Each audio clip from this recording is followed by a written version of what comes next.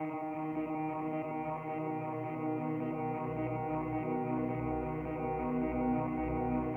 each of our projects, starting back with Lock, Load, Love, which we filmed in 2009, we've upped the ante of what we could do. We started Feenix in 2008 as a group of actors who just really wanted to make good stories. We felt that audiences, because it's how we were feeling as well, we couldn't relate to what we were seeing on the screen. So we had the idea of, well, let's make really gripping stories with actors who are really dedicated, who really work hard, who are focused on the character development of the story. I joined Feenix in 2008, shortly after it was founded, but one of the things that I fell in love with immediately was that it was a family of artists that support each other, and they gave me a voice.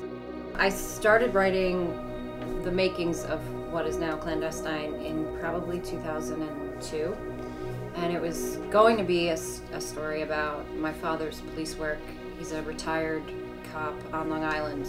He was on the job for 37 years, and I wanted to kind of write the story of what it is to balance what you see at work and then come home to a normal family. And one of the things that I realized is that, again, everyone on the police force is human, and they deal with the same things that we deal with every day.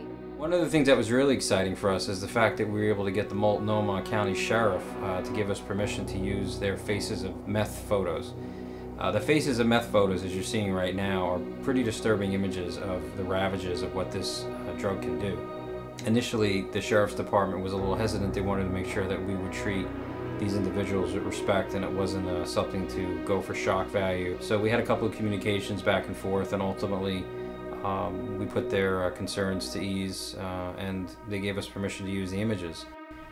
I mean, my dad's seen a lot, you know, so I think I was just kind of fascinated with that and what it is to come home and just be a person, you know, after you've seen a lot of bad and even a lot of good.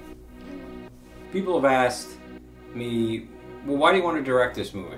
That's something that I think is a good question. And you know, the thing that I'm really pulled to is the duality of so many of these characters. You know, I love stories where characters start off one way and they end up in another direction that they didn't see coming, and maybe the audience didn't see coming. Sometimes an audience does see it coming, and that creates the drama or the suspense. For Clandestine, none of these characters are the same people by the end of the story, and to me, that's good storytelling. Billman is a sort of form of my dad throughout interviews. He's the cop that is seasoned and seen it all and can still experience that and go home and be a good dad and a good husband. The sort of broad spectrum of acceptance that a cop has to have at some point in his career. I call Agent Scott, Special Agent Scott, the scientist. She's extremely intelligent, very procedural, and she has to follow a certain procedure just to solve whatever it is in front of her. She's like part scientist, part mathematician. And the question is, where does procedure and humanity, like how do they fit together? Julia is very easily defined at first view as an addict, but there's a lot of other things that define her. That's what the story is with her. What else is she? What can we use to either fix her problem or maybe fix the bigger problem? Special Agent McEnroe was written to sort of highlight the difference between local law enforcement and federal. How does one effectively fight the war on drugs when they're such a warrior, but they have to deal with people in a community? McEnroe comes from a long line of warriors and fighters, and so is this case gonna make or break him? Officer Cooper is the cop that everybody who lives in a community wants to feel is out there.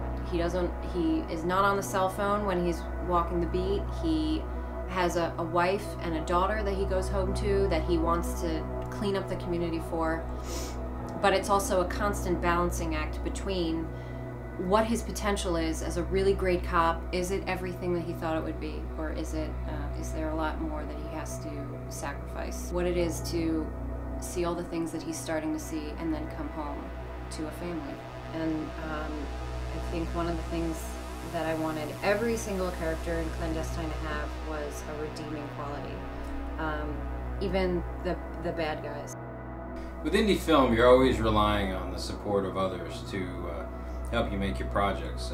In some instances, you have to do the majority of things yourself. Other times you have a crew, other times you have family helping you. It all depends. What you're seeing now are props that were either donated to us or storyboards that we've drawn in order to convey certain scenes. These are all elements of the indie film production. What we're in right now is pre-production. And pre-production is where you really start to gauge what you need in order to make your movie. And a lot of that involves permits, funding, so on and so forth. What is the war on drugs, and are we ever going to win it? And how does one define what it is to win the war? So I don't know what the answer is, and I think this film grapples with that. When you're doing indie film, you really need to have help of those around you through the donations that we've received, through props. We need this pre-production money to help us really start to get the ball off the ground and be able to tell this story, which I feel is important, our film company feels is important, and other people in the field that we've spoken to in the professional field who are dealing with this epidemic feel is important as well. So I hope we can count on you. I really would appreciate it.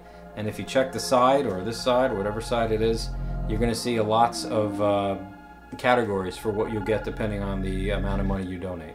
So thank you for watching, and hopefully we'll see you at the premiere. Thanks again.